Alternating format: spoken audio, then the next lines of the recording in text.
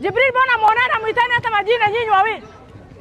Aha, penalty yo, ingekuwa penalty tapona mkono wako hiyo. Wani wenzako yuko hapa.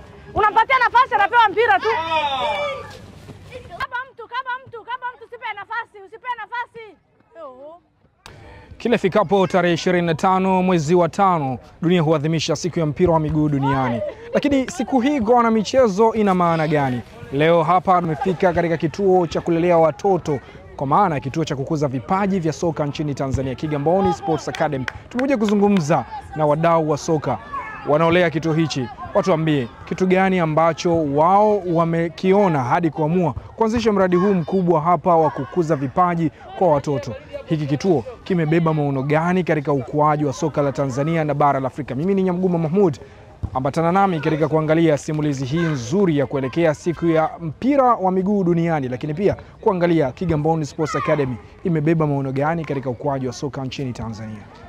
By the way, mimi nilikuwa mchezaji zamani. Lakini wakati huo nilikuwa Kenya. Nilikuwa naishi Kenya wakati ule. Mimi Tanzania lakini nimesomea kule. So tulikuwa tunacheza tu pale shuleni. Haikuwa activated kama saa hizi ambayo saa hizi vitu vimekuwa tofauti na wakati ule. So mtoto wangu alikuwa na talent kitambo, anambia mama nipeleke, lakini kwa napuuza tu, lakini kafika mahali nikasema no. Wacha ni support mtoto wangu. Isiwe mimi vile nilikuwa na dream ya kufika mbali sikuweza, lakini mtoto wangu afanyaje? Afike nimpiganie.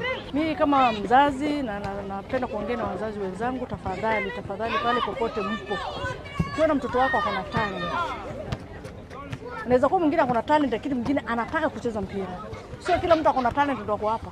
Mwingine anatamani na anaweza kufanya. So akipatiwa mazoezi atakuja kufanya kama yule ambayo yuko na talent. Tusidharau. Sawa? Kuna wazazi wengine wanakuta mtoto anakuambia ninataka kufanya kitu fulani, unamwambia wewe huwezi kuwa huko. Lazima uwe daktari. Wewe usifanye hivi, lazima usifanye hivi. Hapo mtoto hatafanya na akili zake zote na nguvu zake kwa ile jambo ambayo wewe unataka. Atafanya yeye ile anataka. Sasa ukiona mtoto anatamani kitu kama hiyo, tunasupport watoto. Tafadhali wazazi wenzangu. Tumeona watoto wengi wamefaili kwa ajili ya hiyo. Kenya alikuwa anataka umeshamnyima. Sasa kwa maisha inamuendea hivi kwa sababu sio kitu ambacho alikuwa anafanya nini? Anahitaji. Sasa tusupport watoto ambao wako na talent, ambao wanataka kucheza mpira, tuwalete kwa academy kama hizi.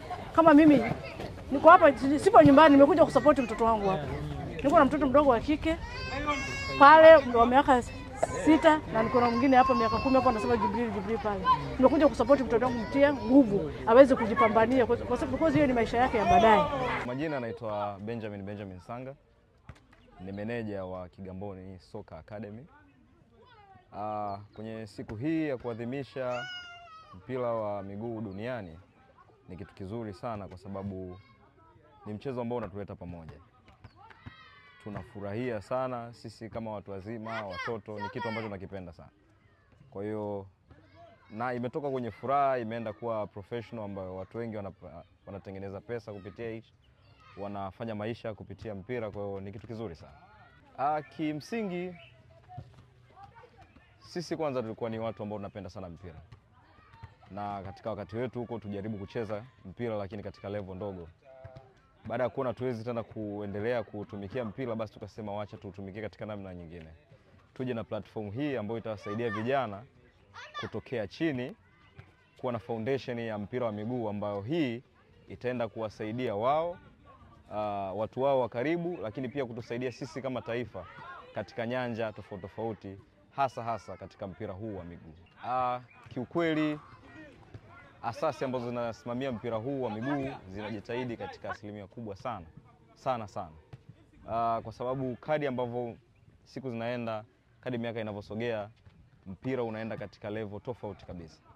Ukiangalia hata upande wa malipo, watu wanapata pesa ambazo katika namna moja ama nyingine zinazizidi professional zingine tofauti. Na ni hao ambao wanacheza ndani hapa. Ukienda kwa wale ambao wamepata nafasi ya kwenda kucheza Ulaya na timu zingine huko mbali, tunaongea vingine. Kwa hiyo tunashukuru sana kwa sababu watu wameona mwamko wa hiki kitu, na kama unavyoona sio kwa upande wao tu, hata kwa wazazi imekuwa ni jambo jema sana. Wanatunga mikono kwa kutuamini na kutuletea watoto wao tuwalee katika nyanja hii ya upande wa mpira wa miguu. Kwa majina naitwa kocha Kenny.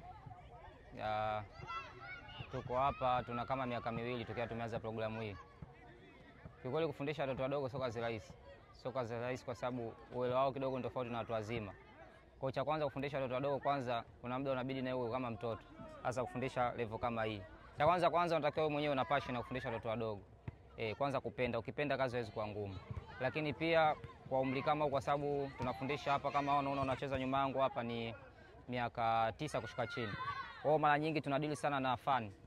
Hawana mambo mengi, ni fun, wafurahie sana mpira. Lakini hasa kama coach, changamoto ipo kwenye kufundisha, ipo kwenye saikolojia. Unajua unaweza kuwafundisha kitu akashika kama watu wazima. Kwa hiyo unatakiwa uchukuliane nao. Sometimes unaacha kwa kama coach au unakuwa kama mzazi. Unaweza kuwa unafundisha, mwingine anachocheza mpira anashangaa ndege inapita juu, basi unaenda naye hivyo hivyo. Lakini kuna changamoto, lakini ukipenda changamoto zinakuwa kawaida. Hapa tuna kategori kuanzia under 9. Under 9 mara nyingi tuna group pamoja hadi mpaka miaka 6.